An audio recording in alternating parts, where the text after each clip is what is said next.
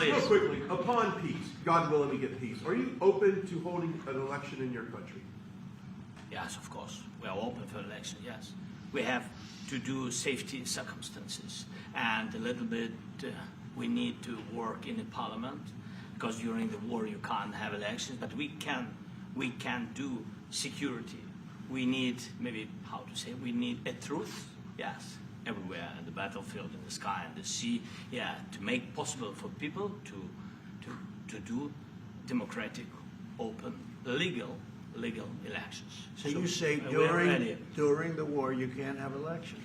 So let me just say 3.5 years from now, so you mean if we happen to be in a war with somebody, no more elections? Oh, that's good. I wonder what the fake You like news this is gonna idea? say. Yeah, No. Speaking of news, I got a question for you. This sounds insane for me even to ask this, but do you think the American media really doesn't even want a peace deal because they've seen they've been so critical of you every step of the way as you lead the charge for peace?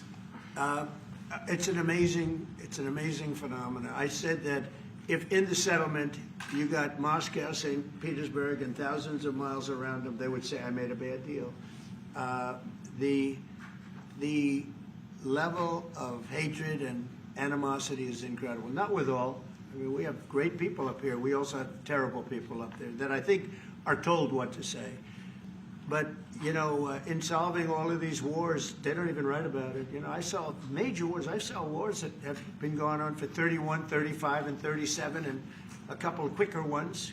One that was going to go into a full-blown deal very quickly. You know, what the one I'm talking about, it was a big one. But they don't even write about that. No matter what I do, no matter what, and you know, this is not anything to do with you. It's probably to your advantage in a certain way. But no matter what I do, no matter what deal I make, from my standpoint, you'll come out good. Maybe President Putin will come out good. But they'll say, Trump was absolutely horrible.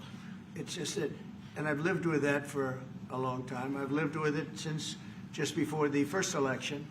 I used to get great publicity.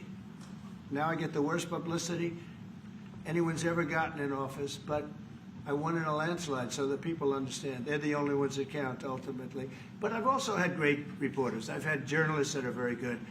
But it's very sad when you do the right thing. As an example, they said, because of the fact that Vladimir Putin came to American soil, this was a tremendous defeat for Donald Trump. No, it was really wonderful that he did it.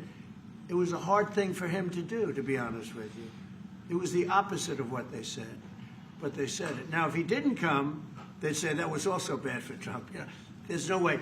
And there's just a great dishonesty of the press, and I think that's why it's lost its credibility. You know, its credibility is at an all-time low. We have a thing going on right now in D.C. We went from the most unsafe place anywhere to a place that now friends are calling me up, Democrats are calling me up, and they're saying, sir, I want to thank you. My wife and I went out to dinner last night for the first time in 4 years, and Washington, D.C. is safe, and you did that in 4 days. I'll tell you, it's safe. I had another friend of mine. He has a son who's a great golfer. He's on tour, and he came in fourth yesterday in the big tournament where Scotty Scheffler made the great shot, and he said his son is going to dinner in Washington, D.C. tonight. I said, would you have allowed that to happen a year ago? He said, no way, no way. He said, what you've done is incredible. And I think the people realize it. But the press says, he's a dictator, he's trying to take over.